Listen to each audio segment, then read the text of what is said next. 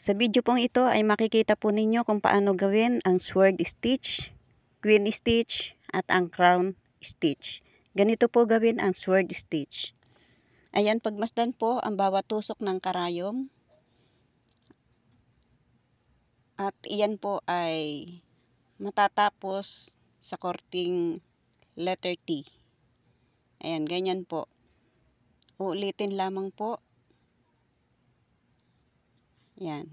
Ulitin lamang po. Ayan, itinusok po sa bandang kaliwa.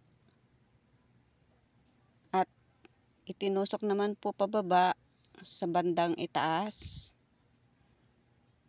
Ayan, ganyan po. Tapos itinusok naman po pataas, galing sa ilalim, sa bandang kanan. At sinungkit po yung natapos na tahi. At itinusok naman po pababa sa bandang baba ng tahi. Ayan, ganyan lamang po gawin ang sword stitch. Pag natapos po siya ay nagiging korteng letter T. Ayan, pagmasdan po hanggang sa matapos. Ang tawag po diyan ay sword stitch.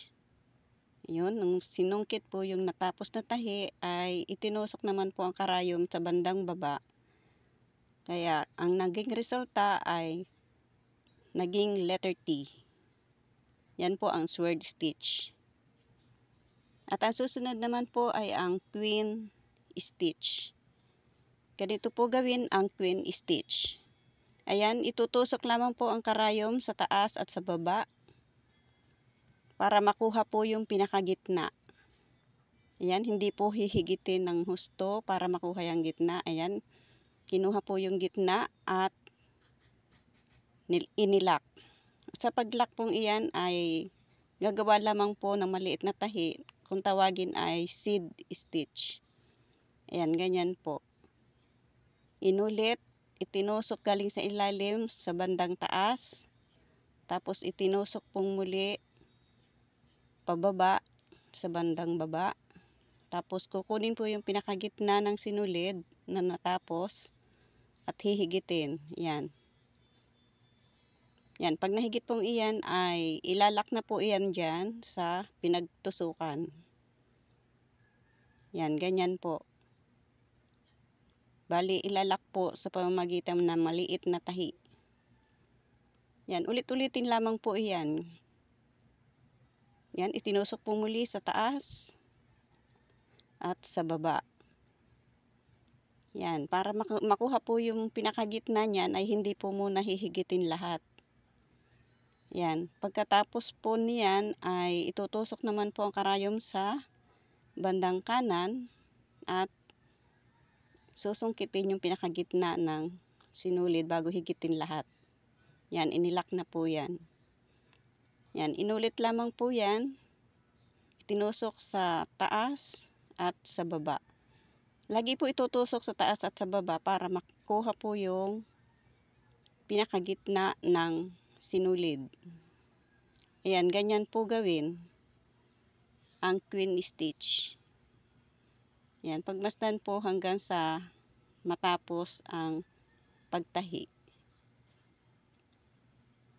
Ayan, uulitin lamang po iyan dyan sa katabi. Yan, itutusok po ang karayom sa bandang taas, galing sa ilalim. Tapos, itutusok pababa ang karayom at lalabas naman po doon sa pinakang gitna sa bandang kaliwa. Ayan, tapos ilalak na po iyan. Kinuha na po kasi yung pinakagitna ng sinulid. Ayan, ganyan po. Tapos, itutusok po muli doon sa itaas at sa baba. Ayan, ganyan po ang paggawa ng queen stitch. Ayan, kinuha na po yung pinakang gitna at inilak. Ayan, ulitin lamang po ulit sa bandang taas at sa baba ang pagtusok ng karayom. Nang sa ganon makuha po yung pinakagitna at hihigitin naman po ang sinulid. Ayan, muli itutusok sa pinakang kanan At susungkitin po yung pinakagitna ng sinulid. Ayan, ganyan po. Tapos ilalak na po yan dyan. Ayan, madali lamang pong sundan ang queen stitch. Ayan, ganyan po ang paggawa ng queen stitch. Muling itinusok sa taas, tapos sa baba. Tapos sa gilid naman po sa bandang kanan ay itutusok po galing sa ilalim. Tapos isusungkitin lamang po yung pinakagitna ng sinulid para mahigit lahat. Yan. Tapos yan ay ilalak na po yan dyan. Yan po ang itsura ng natapos na queen stitch. Ayan, ganyan po. At ang susunod naman po ay ang crown stitch. Ayan, dito po sa crown stitch, tatahi ka muna po ng 3 sa ibaba. Ayan, ganyan po ang pagtahi. Yung pinakang taas po ay iisa ang pinagtutusukan. Tapos yung sa baba ay hiwa-hiwalay. Ayan. Itinusok po sa bandang kaliwa, pababa. Tapos itutusok po ulit dun sa dating pinagtusukan sa taas. At itutusok naman po sa bandang kanan. Yan, itinusok po sa itaas, sa bandang kaliwa, at ipapasok ang karayom doon sa 3 tahi na maliliit. Yan, ganyan po. Tapos, itutusok na po pababa ang karayom sa bandang kanan. Ayan, ganyan lang po ang paggawa ng crown stitch. Madali po siyang sundan. Ayan, gagawa po muna sa pinakasentro ng maliit na tahi. Tapos, bandang kaliwa, itutusok ang karayom. Tapos, sa bandang kanan, itutusok ang karayom.